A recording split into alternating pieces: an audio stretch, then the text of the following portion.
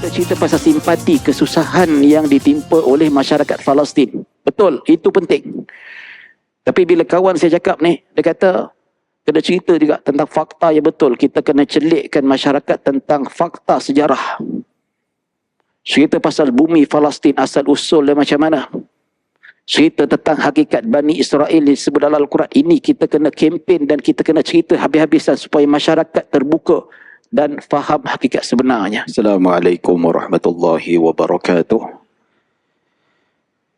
Innal hamdalillah nahmaduhu wa nasta'inuhu wa nastahdihi wa nastaghfiruh. Wa na'udzu billahi min shururi anfusina wa min sayyiati a'malina.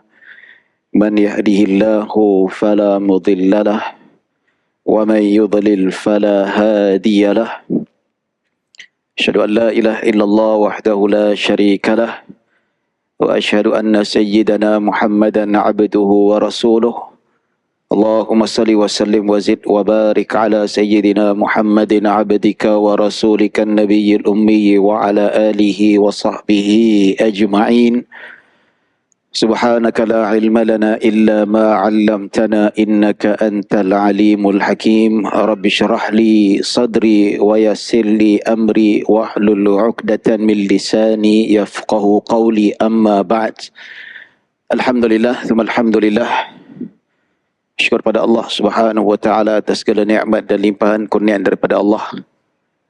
Dengan izinnya pada malam yang berbahagia ini kita berkumpul dan berhimpun di dalam rumah Allah untuk sama-sama kita bertafakkur, berta'abbud kerana Allah Subhanahu wa taala, untuk kita memikirkan diri kita sekaligus mencari bekalan, yang bekalan sebagai tampungan kita di hari yang akan datang,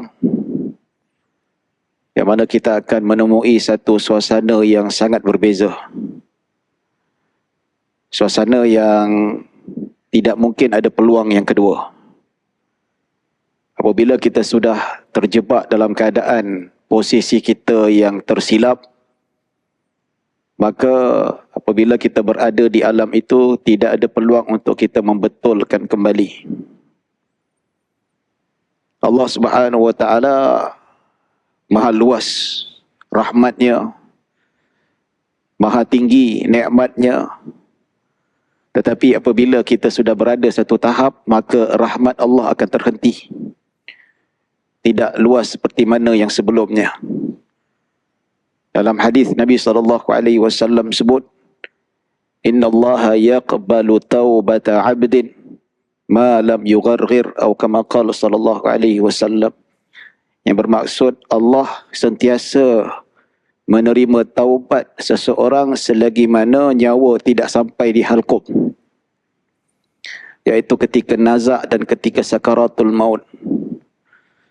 Selagi mana kita bernafas, selagi mana kita waras, dan mana kedua-duanya itu masih berada di alam bumi ini, tuan-tuan, besar mana kesalahan kita, kesilapan kita, Allah terima taubat kita. Hatta orang yang murtad berkali-kali, murtad masuk Islam, murtad masuk Islam, 1000 kali lah, tuan-tuan. Bukan kita suruh, bukan kita galakkan, tapi kita nak cerita rahmat Allah. Tapi saat ketika malaikat maut menarik nyawa kita daripada hujung kaki sampai ke halqum, apabila sampai dekat sini, masa itu taubat kita tidak akan diterima. Dan apatah lagi kita berpindah ke alam barzah, kita istighfar macam mana banyak sekalipun, kita tidak akan merasakan pengampunan dan peluang kali kedua daripada Allah Subhanahu wa taala. Sebab itulah Allah Subhanahu wa taala berfirman, wa tazawwadu fa inna khairaz zadi taqwa. Berbekallah, cari bekalan, dan sebaik-baik bekalan adalah bertakwa. Bekalan betul kat dunia ini, kita ada simpanan untuk masa depan kita. Kalau waktu susah, waktu emergency, PKP contohnya, itu pun bekalan dalam perspektif dunia. Tapi dari segi sudut perspektif kehidupan alam yang lain, kita juga perlu cari bekalan. Maka sebab itulah Allah Subhanahu wa taala sebut sebaik-baik bekalan adalah ketakwaan. Ketakwaanlah bekalan yang untuk kita hidup dekat akhirat nanti, di alam barzah nanti. Bekalan itulah yang akan menyelamatkan kita. Tapi bila kita lihat pada zaman sekarang ni tuan-tuan, manusia sangat mencintai dunia. Mereka tak fikir tentang bekalan akhirat. Seolah-olah mereka hidup dekat dunia ni, mereka tak nampak penghujung hidup dekat dunia ni. Seolah-olah mereka hidup lama. Kita ajak kebaikan, kita tegur kesilapan, mereka akan menentang dan mereka akan menyalahi tugasan kita untuk amar ma'ruf dan nahi mungkar. Maka di sini tuan-tuan dan puan-puan dirahmati Allah Subhanahu wa taala, antara sebab kenapa kita sangat mencintai dunia, sebab kita ini takutkan mati. Takutkan mati apa? Takutkan mati sebab kita tak ada bertemu Allah, kita ni banyak dosa. Kita tak tahu pengakhiran kita dan kita tahu kita ni bekalan tak cukup mana. Maka kita benci dengan kematian. Pasal apa? Kita takut bertemu Allah dalam keadaan takut. Bukannya kita bertemu Allah dalam keadaan gegembira. Seperti mana orang-orang beriman apabila mereka melihat Allah Subhanahu wa taala, mereka akan rasa gembira.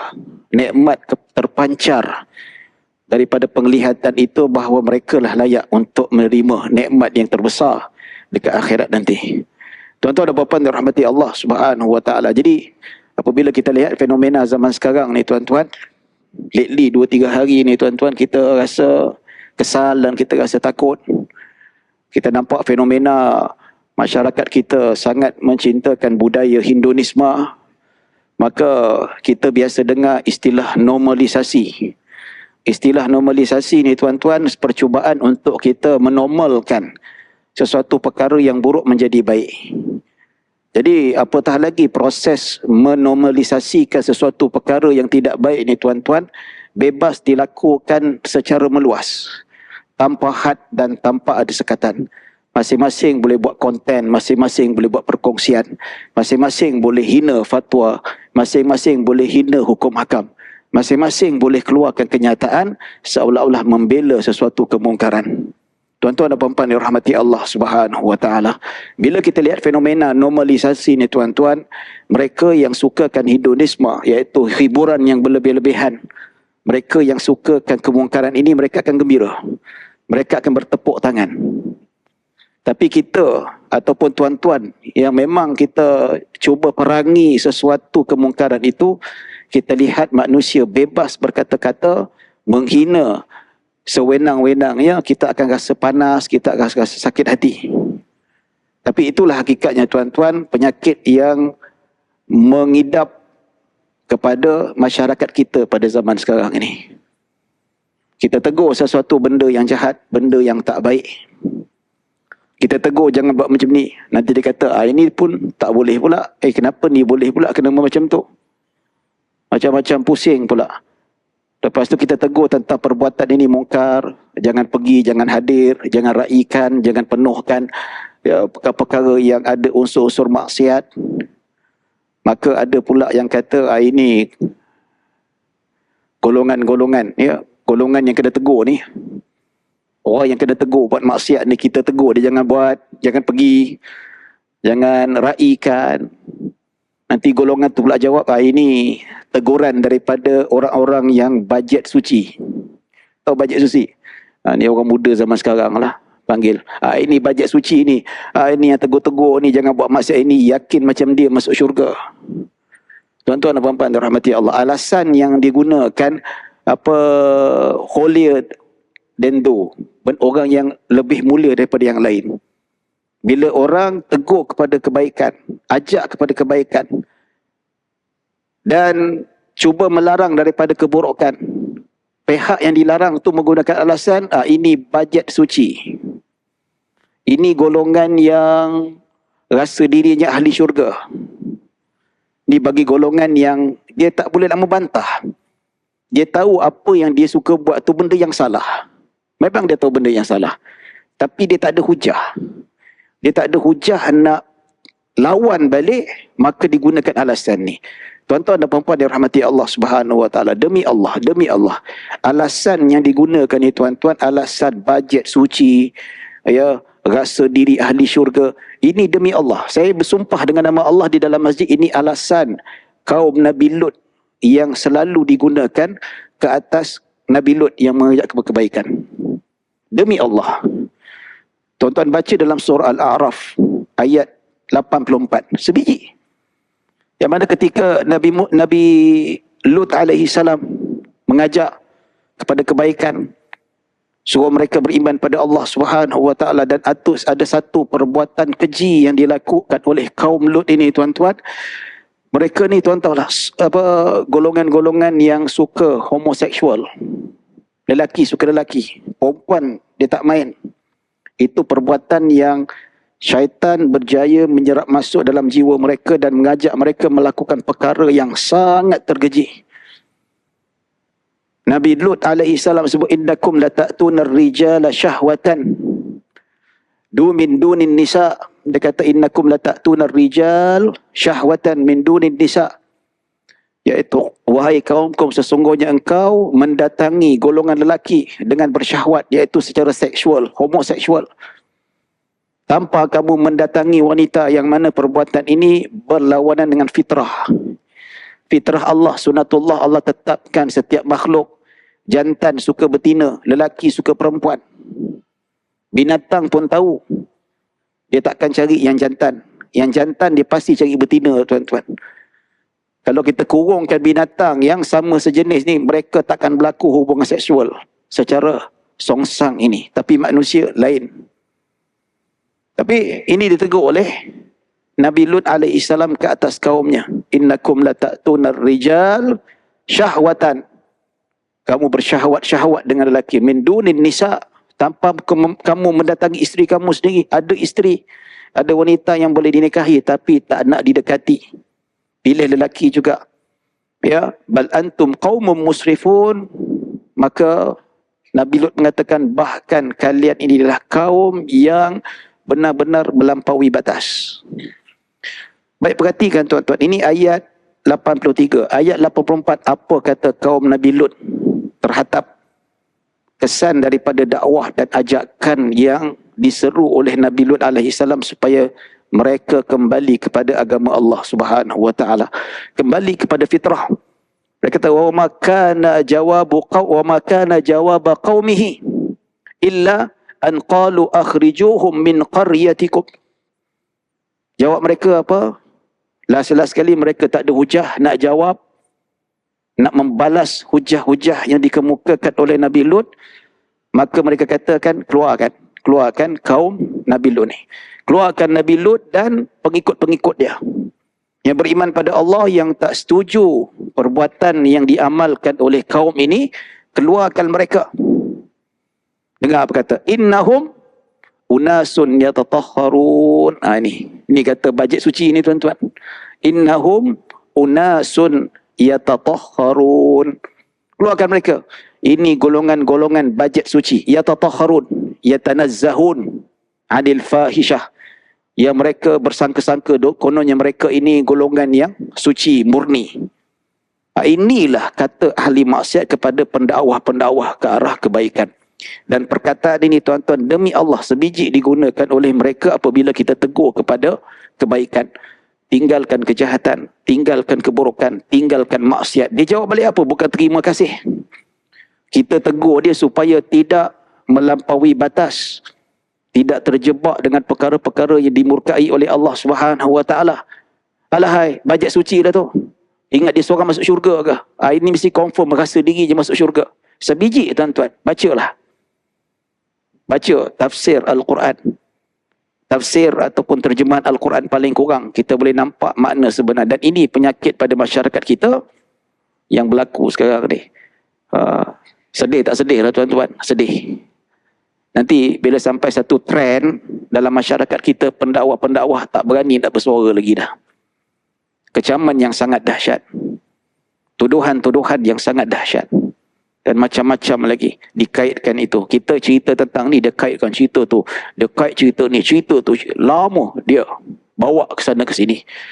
Jadi tuan-tuan dan puan-puan rahmati Allah Subhanahu wa taala, maka kita ini sebenarnya dalam hakikat dia bagaimana kita nak bina satu masyarakat yang benar-benar faham tentang keperluan kita hidup dekat dunia ini, keperluan kita bersyariat, tuan-tuan. Faham hukum yang sebenar, terima hakikat, fatwa, hukum yang telah ditetapkan oleh para ulama, pandangan para ulama, pandangan mufti-mufti, perlu diambil kira juga, menghormati keadaan seperti ini dan faham apa kehendak dihidup dekat dunia ini. Dari sinilah tuan-tuan kita lihat bagaimana didikan dekat rumah itu sangat penting. Daripada rumah lah kita didik anak kita. Siapa dia berkawan, kalau dekat internet tu apa yang dia tengok. Ini perlu dititik beratkan. Kalau rasa kita tak pernah mengambil berat tentang apa tingkah laku anak kita, kita perlu bertindak drastik supaya apa? Kalau semua mengambil tanggungjawab sebegini, insya-Allah masyarakat Islam kita akan melahirkan golongan-golongan yang rabbani. Ya, makin pelik lah sekarang, makin pelik. Yang baru-baru ni tuan-tuan, saya pun kawan cerita lah, dia kata sekarang dia dekat internet. Dia kata sekarang ni banyak orang-orang Melayu ni tuan-tuan makin pelik-pelik. Dunia internet mereka boleh dapat maklumat. Kita pun tak tahu dalam erti kata dunia ni kita boleh mencari maklumat dengan mudah, tetapi ada juga yang mereka yang sampai kepada mereka ini maklumat yang tak betul. Jadi kawan saya kata penting, dia kata dekat dengan saya kalau mana-mana pergi ceramah ataupun buat konten dekat YouTube ke dekat TikTok ke apa, cerita pasal isu-isu Palestin. Kita tak cukup cerita pasal genocide ataupun kita bukan saja kempen tentang kezaliman Zionis Israel. Kita bukan kempen kutip derma saja, tetapi kita kena lebarkan penjelasan tentang sejarah yang berkaitan dengan Zionis ini. Sejarah bumi Palestin. Siapa yang lebih berhak? Itu kita kena cerita yang betul. Tapi bila cerita tentang isu Palestin, ya betul, kita tak nafikan. Kita cerita pasal derma. Betul, penting, itu penting. Kalau kita tak kempen derma, kita cerita pasal simpati, kesusahan yang ditimpa oleh masyarakat Palestin. Betul, itu penting. Tapi bila kawan saya cakap ni, dia kata, kena cerita juga tentang fakta yang betul. Kita kena celikkan masyarakat tentang fakta sejarah. Cerita pasal bumi Palestin, asal usul dan macam mana. Cerita tentang hakikat Bani Israel disebut dalam Al-Quran. Ini kita kena kempen dan kita kena cerita habis-habisan supaya masyarakat terbuka dan faham hakikat sebenarnya. Pasal apa tuan-tuan? Bila itu saya teringat, saya ada tengok dekat akaun TikTok. Ya, ada seorang influencer mempengaruh. Dia ni memang suka cerita isu-isu semasa. Dia ni bekas wartawan. Wartawan sama ada di peringkat cetakan ataupun TV. Dia ni wartawan yang cukup hebat, berpengetahuan luas. Kalau tuan-tuan ingat namanya Tuan Haji Zainal Rashid. Saya dengar dia punya ceramah tu cerita, dia kata golongan-golongan Melayu ataupun Bani Melayu ni yang semakin rancak menyokong Zionis Israel ni makin ramai. Itulah kawan saya sebut, dia kata bila nak ceramah cerita pasal sejarah-sejarah, buka masyarakat tentang hakikat sebenarnya, dan ramai yang tak tahu. Sebab apa?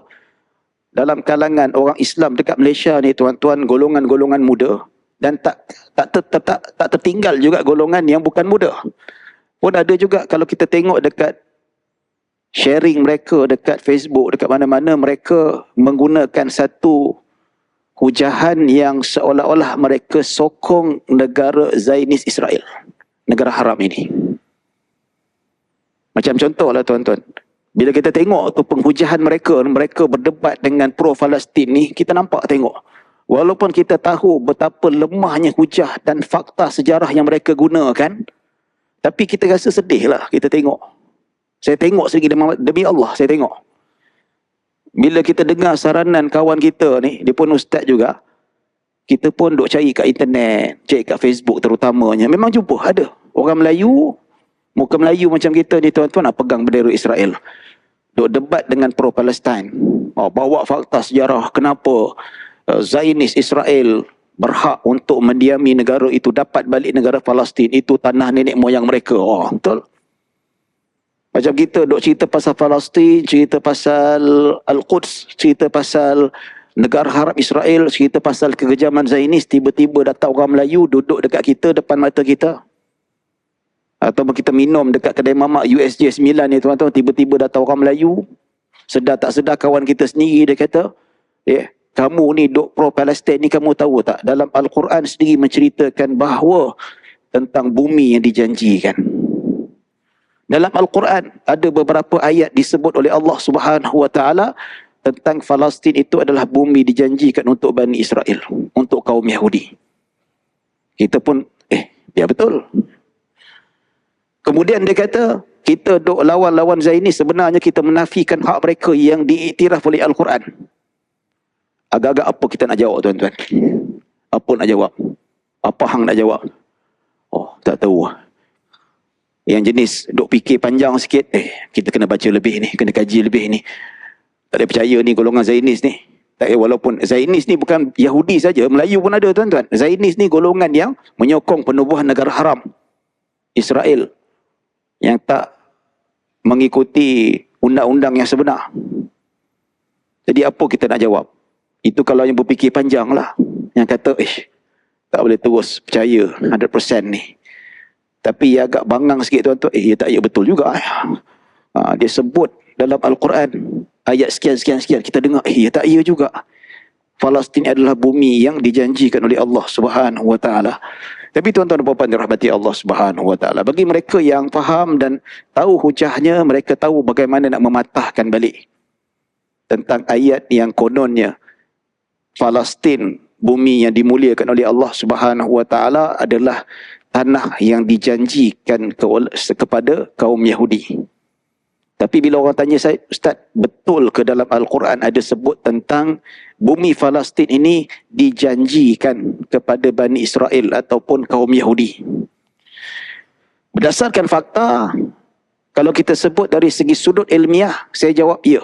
Memang ada ayat yang menunjukkan bahawa bumi Palestin pernah dijanjikan kepada Bani Israel. Pernah dijanjikan. Saya sebut pun dengan ayat yang berbeza. Saya kata pernah dijanjikan. Memang ada ayat. Dalam surah Al-Ma'idah ayat 21 memang jelas Allah sebut. Yang mana ayat itu tak boleh kita baca pada ayat itu saja. Kita kena baca ayat selepasnya, sebelumnya dan sebagainya. Yang mana ayat itu berbunyi, qala Musa liqaumihi qala ya qaumi dukhulul ardal muqaddasata allati kataballahu lakum wala tardaddu ala adbarikum fatanqalibu khasirin. Ayat ni lah. Dia sebut Nabi Musa berkata pada kaumnya, wahai kaumku, masuklah ke bumi yang dimuliakan, ke bumi yang disucikan. Al-ardal muqaddasah, bumi yang disucikan, iaitu di Palestin. Allati kataballahu lakum, yang telah tertulis untuk kamu, iaitu milik kamu, yang telah ditakdirkan oleh Allah Subhanahu Wa Taala, yang telah dijanjikan oleh Allah Subhanahu Wa Taala untuk kamu. Jadi ayat ini tuan-tuan sering digunakan, dipusing-pusing oleh golongan-golongan yang pro-Zionis, yang pro-Israel. Mereka gunakan ayat ini untuk perangkap orang Islam supaya mendapatkan satu perasaan normalisasi ataupun perasaan simpati kepada penduduk-penduduk ataupun penyokong-penyokong negara haram Israel. Tapi dengar bunyi macam itulah, memang kata, tengok, Allah sendiri perintahkan Bani Israel masuk ke bumi yang mulia, iaitu Baitul Maqdis. Ataupun kalau kita kata istilahnya Al-Quds, ataupun dalam istilah lain Jerusalem. Memang itulah maksud buminya. Bumi yang dimuliakan, yang disucikan oleh Allah Subhanahu Wa Taala. Allati kataballahu lakum, yang telah tertulis milik kamu ataupun dijanjikan milik kamu. Tapi tuan-tuan dan puan-puan rahmati Allah, tapi bila kita tengok ayat ini standard lah tuan-tuan, bila kita tengok perdebatan dekat barat, ya, ataupun dekat Timur Tengah, perdebatan antara golongan pro-Palestin dengan pro-Zionis ni tuan-tuan, dia pro-Zionis akan guna ayat yang sama. Tetapi yang dia berdebat tu bukan orang yang calang-calang. Pro-Palestin ni memang orang bijak-bijak, ya, Mak Saleh ke Arab ke Muslim, ya, Muslim scholar. Dia patahkan balik selamba dia aja. Tapi bila kita nak faham Al-Quran, secara falsafahnya tak boleh kita berpegang pada satu ayat. Dia berkaitan. Baca ayat selepasnya, baca ayat selepasnya, baca ayat selepasnya, baca ayat yang sebelum juga ada kaitan. Dan ada juga baca keseluruhan Al-Quran. Dan kadang-kadang jawapan tu boleh ada pada surah yang lain, pada surah yang akan datang. Sebab tu penting dalam metodologi kita nak faham Al-Quran, kita tak boleh berpegang pada satu ayat sahaja. Macam contohlah tuan-tuan, golongan teroris kan, mutatarrif. Ya, Muslim teroris ni yang duk bom sana, duk bom sini. Dia menggunakan ayat jihad nak bunuh golongan muslimin ataupun kafir. Dia guna satu ayat dia tak pandang ayat yang lain. Sedangkan penting kita nak fahamkan. Sebab tu dalam disiplin mentafsir Al-Quran, dia ada satu kaedah namanya tafsirul Qur'ani bil Quran. Ada satu kitab ya namanya Adwa'ul Bayan, karangan Syekh Asy-Syinqiti, ulama yang dia. Adwa'ul Bayan tu dia, saya punya sampel tesis PhD saya tuan-tuan. Saya buat kajian tentang Adwa'ul Bayan.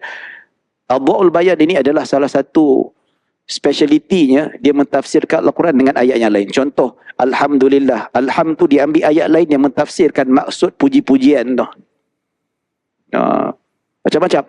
Jadi, sebab itu kalau kita lihat setiap ayat tu dia ada connection dengan ayat yang lain. Kita kena belajar, ada cara dia tuan-tuan.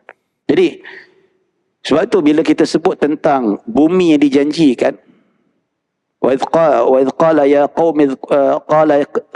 قَوْمِ ادْخُلُوا الْأَرْضَ الْمُقَدَّسَةَ الَّتِي كَتَبَ اللَّهُ لَكُمْ. Nabi Musa mengatakan, wahai kaumku, masuklah ke bumi yang disucikan, yang telah dijanjikan, yang telah diputuskan milik kamu. Tetapi baca ayat seterusnya, وَلَا تَرْتَدُّوا عَلَى أَدْبَارِكُمْ فَتَنْقَلِبُوا خَاسِرِينَ. Tapi yang ni dia tak baca pula. Biasa standard tuan-tuan. Prozainis dia akan baca sampai allati kataballahu lakum, iaitu yang telah ditetapkan, tertulis untuk kamu ataupun yang dijanjikan. Tapi sambungan ayat yang sama juga dia tak baca. Wala tartaddu ala adbarikum fatanqalibu khasirin. Maksudnya apa? Jangan kamu berpaling tadah. Jangan kamu lari daripada jihad, maka kamu akan menjadi orang yang rugi. Maksudnya apa? Allah Subhanahu wa taala perintahkan Nabi Musa alaihi salam supaya memerintahkan Bani Israel. Maksudnya Bani Israel, kalau kita lihat sejarah, sebelum mereka dijanjikan bumi yang dijanjikan ini, mereka ni duduk di bawah perhambaan Fir'aun yang sangat kejam. Ini dirakamkan oleh Al-Quran. Mereka diseksa, anak mereka dibunuh, wanita mereka diperkosa. Maka Nabi Musa alaihi salam menyelamatkan mereka keluar daripada Mesir ini, ya, melintasi Laut Merah. Dan apabila mereka sudah selamat, maka di situlah mereka bermulanya perintah Allah supaya memerintahkan Nabi Musa agar Nabi Musa dan Bani Israel masuk ke bumi Palestin, milik mereka yang dijanjikan oleh Allah Subhanahu wa taala, bumi yang dimuliakan, untuk mereka masuk dan tinggal di situ. Tapi nak masuk dekat bumi Palestin ni tuan-tuan, mereka perlu memenuhi satu syarat, ataupun dalam arti kata dua syarat yang mesti mereka penuhi. Pertama, sebab itu Allah kata wala tartaddu ala adbarikum, jangan kamu berpaling, jangan kamu patah balik. Iaitu Allah kata masuk ke bumi Palestin dengan syarat berjihad. Berjihad, lawan, perang penduduk Palestin ketika itu. Jangan kamu berpatah balik, pergi perang, jangan lari. Dosa besar. Ada hadis Nabi SAW sebut 9 dosa besar, iaitu salah satunya lari daripada medan perang. Jadi Allah kata masuk, pergi berjihad, dan jangan lari daripada medan peperangan. Fatanqalibu khasirin, maka kamu akan jadi insan-insan yang rugi. Kalau tak pergi berjihad, kalau kamu patah balik, kamu rugi, kamu tak dapat bumi yang dijanjikan. Jadi kita kena fikir, kena faham ayat itu, memang bumi itu dijanjikan kepada Bani Israel, kaum Yahudi ni tuan-tuan, untuk masuk ke bumi Palestin, duduk di situ, tapi dengan syarat pergi berjihad. Persoalan mereka nak pergi berjihad ke? Lepas tu saya kata, baca ayat selepas je, baca ayat seterusnya, kita akan nampak kedudukan sebenar perangai Bani Israel, kaum Yahudi ni tuan-tuan. Ya. Jadi, bak kata orang lah, macam kita jumpa dengan bos kita. Bos kita jumpa, awak nak naik pangkat tak? Nak pangkat. Tapi penuhi syarat-syarat ni, penuhi KPI, penuhi target, penuhi matlamat. Okey, syarat-syarat semua dipenuhkan. Kalau sampai target ni lebih daripada target, kamu akan dapat naik pangkat. Jadi sama jugalah prinsipnya, bumi yang dijanjikan itu bersyarat, mereka kena ikut syarat. Tapi masalahnya mereka tak pernah ikut syarat. Sebab tu bila kita tanya pada golongan yang pro-Zionis, memang bumi dijanjikan, tapi bumi dijanjikan itu mesti bersyarat. Tapi yang kamu duk bela Zionis ni bahawa bumi dijanjikan, dalam ayat Al-Quran tu menceritakan adakah Bani Israel memenuhi syarat mereka. Itu persoalan dia. Maka kita tengok pada ayat yang seterusnya, ayat 22 tuan-tuan. Ayat 22, 23. Lupa saya. Ya. Apa firman Allah Subhanahu wa taala tuan-tuan? Allah Subhanahu wa taala sebut menceritakan bagaimana reaksi Bani Israel terhadap ajakan Nabi Musa alaihi salam.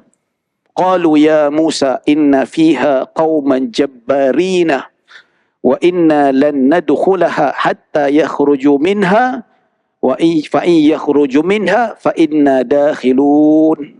Disebut bahawa kaum Bani Israel ketika itu mereka sebut kepada dan mereka respon terhadap ajakan Nabi Musa. Mereka berkata, wahai Musa, sesungguhnya dekat Palestin itu ataupun Al-Quds itu didiami oleh kaum-kaum jabbarin, kaum yang kuat, kaum yang hebat, kaum yang sasa, hebat berperang. Wa inna lan nadkhulaha, dan kami tidak akan masuk hatta yakhruju minha, sehingga mereka keluar daripada bumi Palestin, baru kami nak masuk. Wa yakhruju minha, kalau mereka keluar daripada bumi Palestin, fa inna dakhilun, baru kami masuk. Tuan-tuan, Bani Israel ni dia menolak sebenarnya tawaran bumi dijanjikan. Mereka nak masuk tapi mereka tak nak berjihad, mereka nak kerja senang. Mereka bukan seperti para sahabat baginda sallallahu alaihi wasallam nak mencapai kejayaan yang dicapai oleh baginda dan khulafa' rasyidin. Mereka melalui payah dan kesusahan. Ada yang mati syahid, ada yang kena seksa 13 tahun dekat Mekah. Para sahabat tak mempedulikan kesusah payahan. Mereka tetap berjuang, pergi perang Badar 300 orang lawan 1000 bala tentera Quraisy. Mereka tak gentar, mereka pergi berperang. Tak apa, menang-menang, kalah mati syahid, tak apa. Tapi namun nak berpatah balik ataupun berpaling tarah tidak akan berlaku sekali. Tapi berkat usaha jihad dan kesungguhan yang ditunjukkan oleh para sahabat, hasil didikan Nabi SAW, Islam berjaya. Cuma akhir zaman sekarang ni Islam menurunlah. Tak boleh pakai tuan-tuan, kita kena gatah sekarang ni. Tapi hakikat itu, Bani Israel ni kaum yang pemalas. Maksudnya kalau kita lihat pada ayat tu, mereka nak masuk dengan mudah, bukan dengan jihad. Ya, mereka kata, keluarkan kaum-kaum yang jahat itu baru kami masuk. Sebab apa tuan-tuan? Allah suruh berjihad di bumi Palestin. Sebab ketika itu bumi Palestin, bumi yang dimuliakan oleh Allah Subhanahu wa taala, didiami oleh kaum yang mensyirikkan Allah Subhanahu wa taala, penyembah berhala.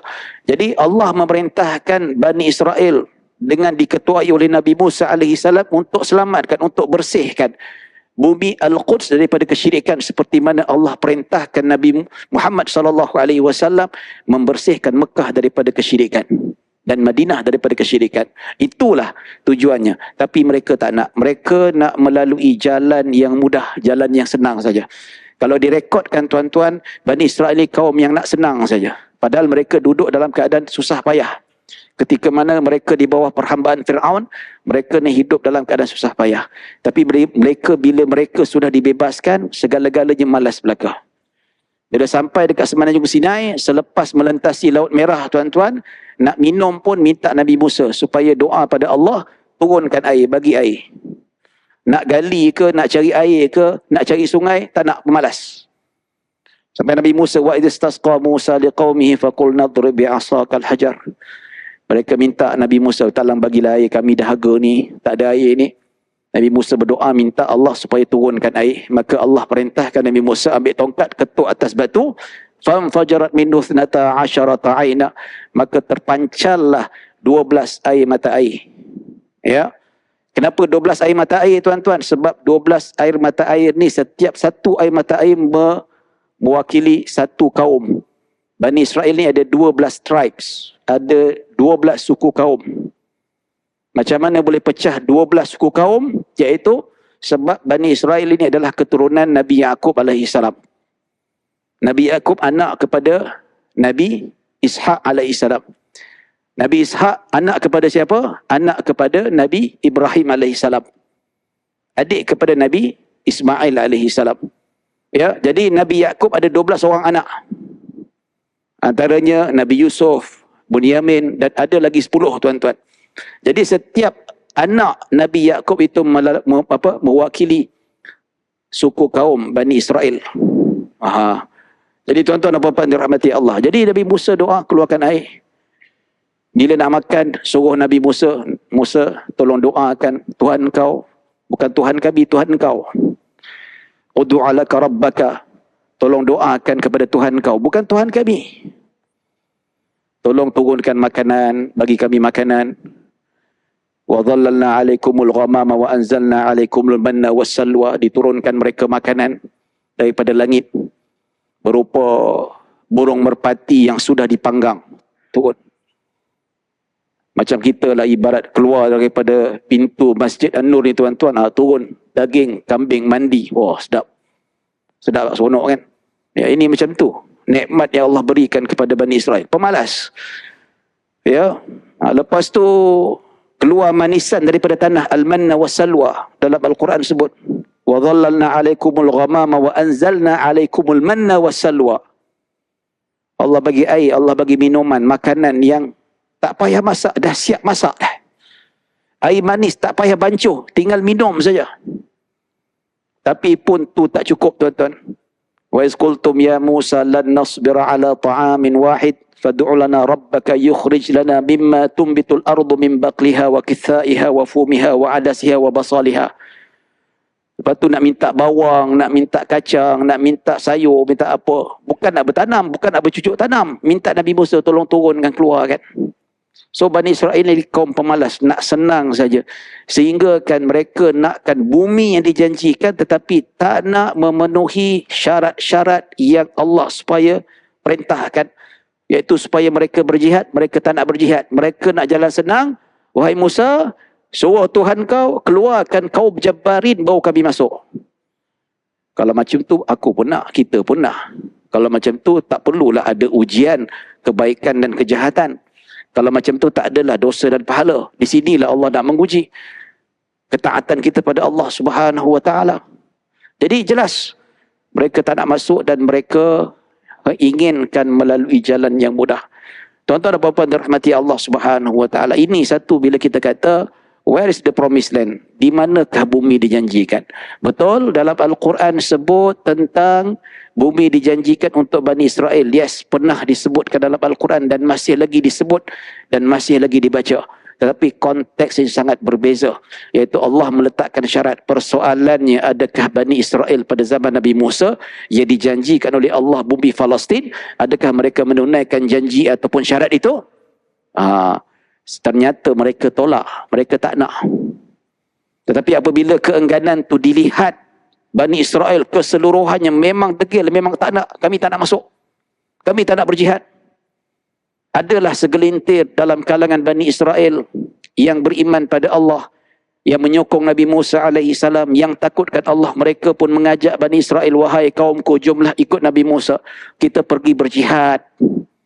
Kita siapkan senjata, kita buat latihan. InsyaAllah bila kita masuk ke pintu masuk bumi Palestin itu, maka insya-Allah kita akan menang.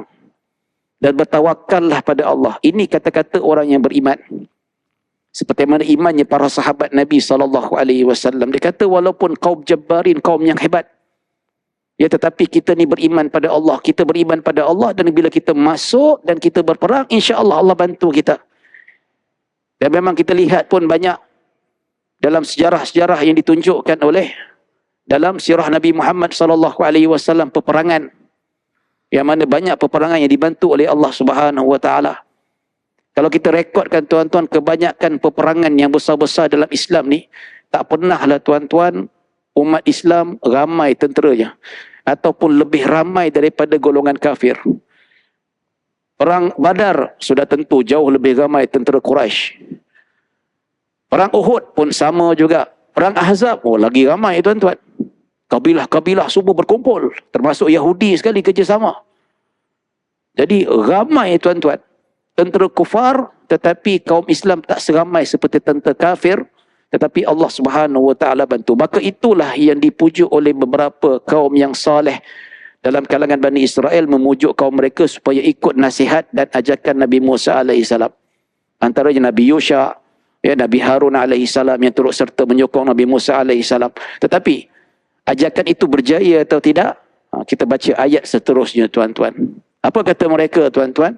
Dan Nabi Musa ajak, tak jalan, mereka tak nak masuk. Kemudian penyokong-penyokong, pengikut-pengikut Nabi Musa yang setia, yang beriman kepada Allah pun ajak sama, cuba meyakinkan mereka, pun tak jalan juga. Apa jawapan mereka dan apakah respon mereka? Allah sebut lagi dalam ayat yang seterusnya, qalu ya Musa inna lan nadkhulaha abada madamu fiha. Jawabnya memang jawapan yang sungguh biadab. Allah merakamkan bahasa yang digunakan oleh Bani Israel, respon terhadap ajakan Nabi Musa alaihissalam dengan jawapan yang sangat biadab. Qalu ya Musa inna lan nadkhulaha. Wahai Musa, sesungguhnya kami tidak akan masuk. Oh, tu dia. Inna lan nadkhulaha abada. Sama sekali. Oh, itu penegasan yang sangat dahsyat. Menunjukkan mereka betul-betul tak nak masuk. Betul saya tanya dengan golongan-golongan Zainis ni, Bani Melayu ni, tuan-tuan, where is this promised land? You tak baca ke ayat seterusnya? You guna ayat 21 tapi you tak baca seterusnya. Yang menunjukkan bahawa mereka sendiri tak nak bumi yang dijanjikan. Nak tapi tak nak ikut syarat. Seumpama kita nak naik pangkat tapi tak nak memenuhi KPI, pemalas. Masuk kerja lambat. Nak senang saja. Bila orang lain dapat pangkat, kita marah. Bos tak adil lah. Saya senior sini. Dia baru 2 tahun dah naik pangkat. Saya dah 10 tahun. Bos kata dia 2 tahun tapi semua syarat dia fulfill. Engkau 10 tahun pemalas. Nampak? Tak apa, kita bagi lawan azan dulu. InsyaAllah. Sambung sebentar lagi insyaAllah. Azan belum ke? Oh, bunyi macam azan. Oh ya. Tak azan. Ya? Apa? Amaran pertama. Oh, ingat dia ikut mazhab lain. Kalau ingat ada 2 mazhab. Mazhab ni dah masuk, mazhab lagi sebelum masuk, yang tak tahulah. Wallahualam. Ya? Tapi itu, tuan-tuan, macam itulah. Jadi saya kata kepada Bani Melayu. Bani Israel. Ni Bani Melayu ni yang sokong Zainis. Where is the promised land? Mereka sendiri tolak. You baca lah ayat, you baca tafsir. You baca semua. You pusing-pusing macam mana, itulah ahli tafsir. You tak baca tafsir pun ayat lain menjelaskan bahawa mereka tak layak. Mereka menolak. Ya. Mereka kata, ya Musa inna lan nadkhulaha abada madamu fiha. Mereka kata, wahai Musa, kami tidak akan masuk sama sekali. Oh, penegasan yang sangat dahsyat, menunjukkan mereka betul-betul tak nak masuk. Kalau kata, saya tak masuk. Okey, dia tak masuk. Saya tidak mahu masuk ataupun tak nak masuk.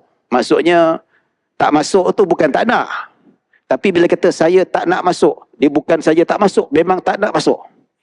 Tapi kalau pujuk baik-baik, memang nak masuk lah. Kalau ada alasan yang okey, masuk. Tapi kalau kita gunakan, saya tidak akan masuk. Oh, ini betul tak nak masuk ni. Offer 1000 dinar pun tak nak juga. Tapi kalau kita guna ayat penegasan lain, saya tidak akan masuk sama sekali. Oh, ini kita ugut letak pisau dekat sini pun takkan masuk. Nampak tak? Perbezaan laras bahasa. Itulah Allah tunjukkan. Kalau kita mengaji ilmu ma'ani ataupun ilmu balaghah dalam Al-Quran, kita nampak ni bahawa penegasan yang memang mereka betul-betul tak nak masuk. Ya Musa inna lan nadkhulaha abada madamu fiha. Wahai Musa, kami tidak akan masuk ke bumi Palestin sama sekali selagi mana kaum-kaum itu berada di dalam Palestin. Keluarkan mereka dulu. Halau mereka dulu baru kami masuk. Nak jalan senang. Saya kata, where is the promised land? You guna ayat tu, you tak baca ke ayat ni? Tak valid, you hujah dengan ayat tu. Dan selepas itu, ini ayat lagi kurang ajar, tuan-tuan. Lagi biadab punya ayat. Bani Israel kepada Nabi Musa AS. Orang macam ni ke nak masuk bumi Palestin? Orang macam ni ke nak mewarisi tanah yang dimuliakan oleh Allah Subhanahu Wa Taala? Kata mereka lagi, fazhab anta wa rabbuka faqatilah. Dia kata, pergilah engkau bersama Tuhan-Tuhan engkau berjihad. Tu dia, bukan Tuhan kami. Mereka tak nak jihad. Dia kata, wahai Musa, kalau kamu nak berjihad, kami tak nak jihad. Kalau nak berjihad sangat, pergilah berjihad dengan Tuhan engkau. Oh, biadab. Biadab sungguh. Dah lah kata tak nak masuk. Nak jalan senang. Halau dulu kaum Jabbarin itu bawa kami masuk. Lepas tu biadab dengan Allah. Biadab dengan Nabi Allah Subhanahu Wa Taala. Pergilah kau berjihad dengan Tuhan kau. Kami tak nak. Inna hahuna qaidun. Sesungguhnya kami stay dekat sini. Kami tak akan pergi mana-mana. Kami akan tetap duduk dekat sini, tuan-tuan. Tu dia. Ya. Jadi, di manakah bumi yang dijanjikan untuk Bani Israel? Ya. Seumpama bos offer saya naik pangkat, saya tolak. You tak nak bagi orang lain. Lepas tu kita yang tolak, kita yang tak fulfill the condition, kita pula tuntut. Mana pangkat yang bos janjikan saya? Aku janji dengan kau dengan bersyarat. Oh, tak puas hati pula. Oh, pergi serang rumah bos. Ya. Pukul anak bos, isteri bos. Sebab bos tidak berlaku adil. Adil ke macam tu?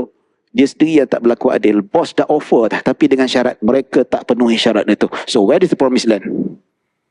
Bahkan mereka enggan. Mereka tak nak masuk. Mereka menghina Allah. Menghina Rasulullah SAW. Pergilah berjihad. Kami duduk sini. Kami tak akan luka. Keluar. Ya. Jadi, Allah nak menunjukkan pedegilnya Bani Israel pada zaman Nabi Musa AS.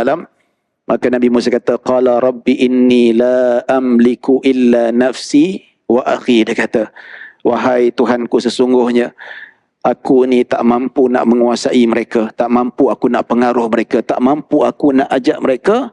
Disebabkan kecuali aku dan saudaraku, iaitu Nabi Harun AS. Tak mampu. Mereka ni degil sangat. Sampai dibawa macam-macam hujah pun mereka tetap tidak mau beriman dan tidak memenuhi syarat. Baik, kita bagi laluan azan dahulu sebelum kita sambung insya-Allah.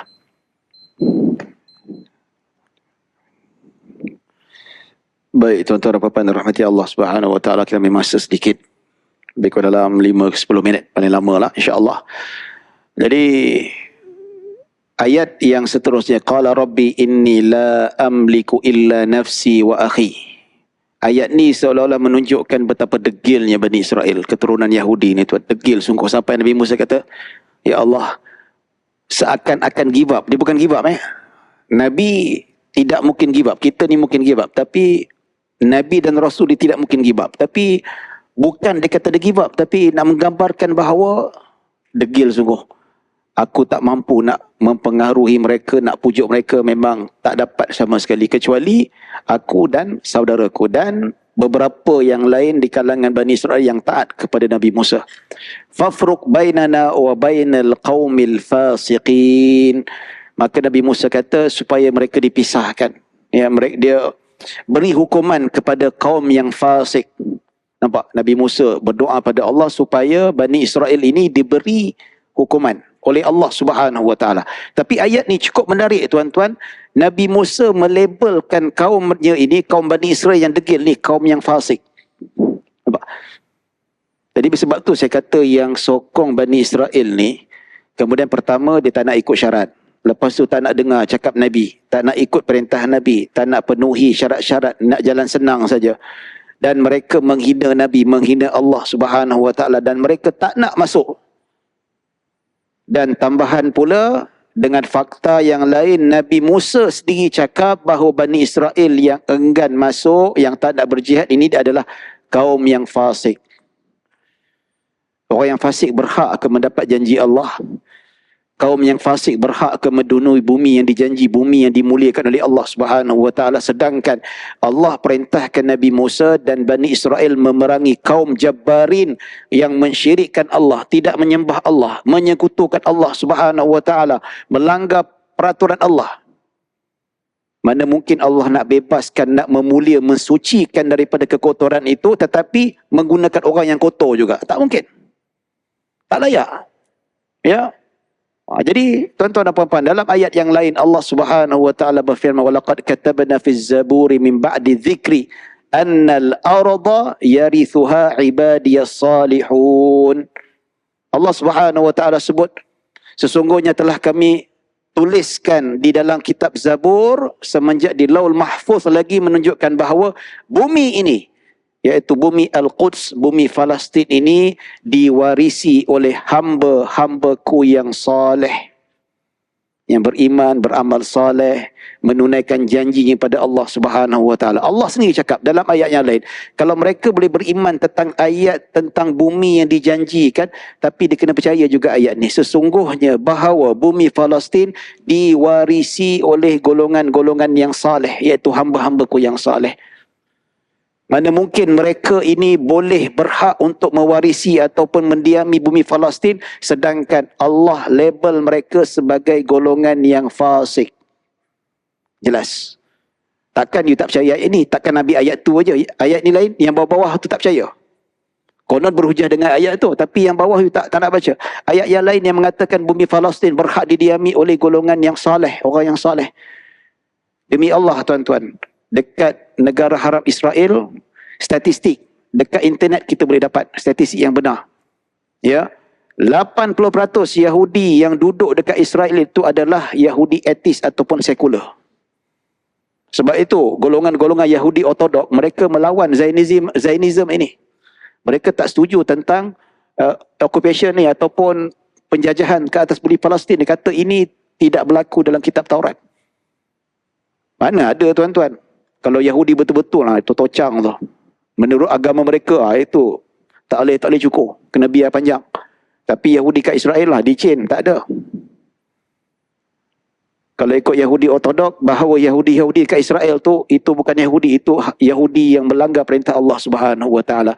Kalau betul lah mereka berhak untuk mewarisi bumi Palestin, mesti yang saleh. Kalau ikut perspektif Yahudi yang betul-betul ikut agama dia. Tapi mana dia? Tak ada. Ayat yang terakhir tuan-tuan. Jadi selepas Nabi Musa alaihi salam mendoakan supaya Allah turunkan hukuman ke atas Bani Israel, di atas kaum yang fasik ini, maka Allah kata, qala fa innaha muharramatun alaihim 40 sanah yatihuna fil ardi. Allah Subhanahu wa taala sebut bagaimana sesungguhnya bumi ini diharamkan ke atas mereka. Ini dia tak baca tuan-tuan. Keengganan mereka, kedegilan mereka, melanggar perintah Allah, tak nak ikut jihad, nak ikut jalan senang. Akhir sekali Allah Subhanahu wa taala memberi hukuman kepada Bani Israel, iaitu bumi itu diharamkan ke atas mereka selama 40 tahun. Dan mereka disesatkan di dalam kawasan bumi Sinai itu tuan-tuan. Tak boleh keluar. Dan akhirnya mereka tak masuk pun. So where is the promised land? Mana promised landnya? Tak ada pun, akhir tak masuk. Al-Quran sendiri menyebut mereka diharamkan. Tapi ayat ni tidak dibaca oleh golongan Zionis. Mereka baca satu ayat saja. Suruh baca ayat lain tak nak. Qala fa innaha muharramatun alaihim 40 sanah. Mereka tak masuk. 40 tahun mereka diharamkan. Mereka keluar. Sampailah dekat situlah mereka mati. Sampailah Nabi Musa wafat, Nabi Harun wafat. Sehinggalah yang selama 40 tahun lah lahirnya anak cucu mereka. Kemudian setelah Nabi Musa, Nabi Harun tak ada, Bani Israel dengan generasi baru yang dipimpin oleh Nabi Yusha bin Nun. Dan cerita sangat panjang tuan-tuan. Ya. Cerita bagaimana mereka berada dalam pembuangan. Mereka pernah mendiami Jerusalem, tapi disebabkan mereka melanggar perjanjian Allah, Allah hukum mereka, dihalau mereka hidup dalam pembuangan. Ketika maka mereka diserang oleh Empire Babylon, Empire Ashur. Mereka hidup dalam pembuangan yang asalnya Bani Israel ada 12 tribes. Maka 10 tribes hilang pupus, tinggal 2 tribes saja yang masih berbaki sampai hari ini. Cerita yang sangat panjang. Tapi kalau kita nak cerita, panjang lagi lah tuan-tuan. Kalau nak cerita sampai habis ni boleh cerita, tapi sampai tahajud pun belum tentu habis lagi. Nanti solat isyak ni tak solat isyak nanti. Lepas tu saya tak dijemput lagi. Ya, cukuplah cerita pendek saja untuk kita sedarlah hakikat sejarah ataupun hakikat tafsiran yang sebenar. At least kalau kita dapat gambaran adalah orang yang selalu duk mempromosikan negara haram Israel, menyokong Zionis. At least kita ada gambaran. Kita nak rujuk mana, kita nak baca macam mana, kita nak jawab macam mana. At least itu kita tahu. Hakikat sebenarnya bahawa mereka berhujah dengan Al-Quran. Contohnya, kononnya untuk menyokong ideologi mereka, itu tak benar sama sekali. Tak benar sama sekali. Mereka tak ikut gaya yang betul, tak ikut metod yang betul, tetapi mengikut hawa nafsu. Jadi akhirnya tuan-tuan, pengajaran apa yang perlu kita ikut, yang kita ambil, jadilah hamba Allah yang bersyukur. Jangan jadi seperti Bani Israel. Bani Israel ni tuan-tuan satu-satunya kaum antara kaum yang Allah tak pupuskan. Sebut kaum Ad, kaum Thamud, kaum Madian, kaum Nabi Lut, kaum Nabi Nuh dan ramai lagi kaum-kaum yang ada pernah Allah wujudkan dekat muka bumi ini. Mereka engkar dan mereka tidak bersyukur atas nikmat Allah, Allah pupuskan. Allah matikan mereka. Tapi Bani Israel ni Allah panjangkan hayat mereka sampai zaman sekarang. Untuk menjadi pengajaran pada kita. Inilah ya salah satu kaum yang tidak mensyukuri nikmat Allah. Allah bagi macam-macam nikmat tuan-tuan. Tapi mereka tidak pernah bersyukur. Mereka melakukan kerosakan dan kezaliman di muka bumi ini. Jangan jadi seperti Bani Israel. Bersyukurlah atas nikmat Allah Subhanahu Wa Taala. Nikmat tak banyak. Cukup makan, cukup minum, cukup tidur, cukup hidup ada rumah. Tak kaya pun, itulah nikmat yang kita syukuri atas segala yang Allah kurniakan kepada kita. Jadi setakat itu saja tuan-tuan dapat saya sampaikan. Mudah-mudahan kita mendapat rahmah dan maghfirah. Mohon maaf kalau ada salah silap, kalau ada kekurangan yang baik hanya daripada Allah Subhanahu Wa Taala. Kekurangan kesilapan daripada diri saya sendiri. Aku qawli hadza wa astaghfirullahalazim li wa lakum wa lisairil muslimin wal muslimat wal mu'minin wal mu'minat. Bismillahirrahmanirrahim. Allahumma ja'al jam'ana hadza jam'an marhuma wa tafarruqana min ba'di tafarruqan ma'suma. Allahumma la tada' fi maqamina hadza man illa ghafarta walhamman ila farajta wala maridan illa shafaita wala hajata min hawaiji dunya wal akhirati illa qadaitha ya rabbal alamin. Sallallahu ala sayyidina Muhammadin wa ala alihi wa sahbihi wa baraka wa sallam. Alhamdulillah rabbil alamin. Assalamualaikum warahmatullahi wabarakatuh.